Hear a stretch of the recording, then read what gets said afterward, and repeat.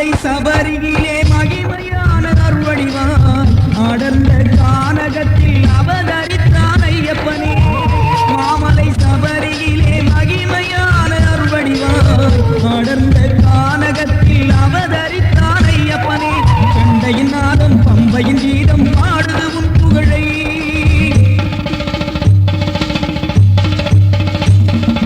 கூடிடும் பக்தர் கூட்டங்கள் யாவும் தேடுது திருவடியை.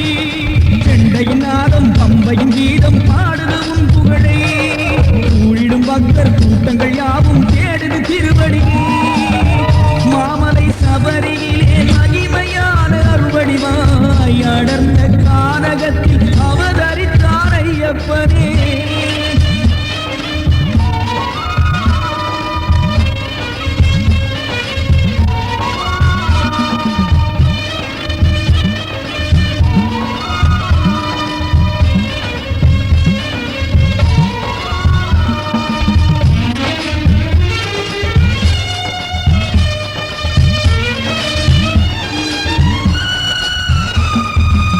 புலிப்பால் கொண்டு வர கானகத்தில் அடி வைத்தான்.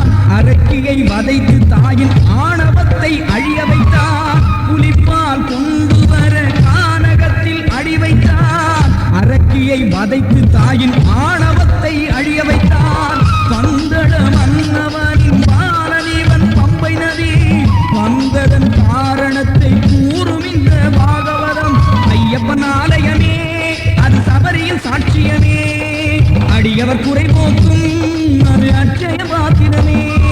ஐயப்பன் ஆலயமே அது சபரியின் சாட்சியமே. அடியவர் குறை போக்கும் அது அட்சய பாத்திரமே.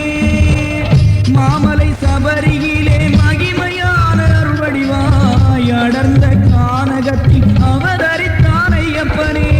மாமலை சபரியிலே மகிமையான அருள்வடிவாய் அடர்ந்த கானகத்தில் அவதரித்தான் ஐயப்பனே.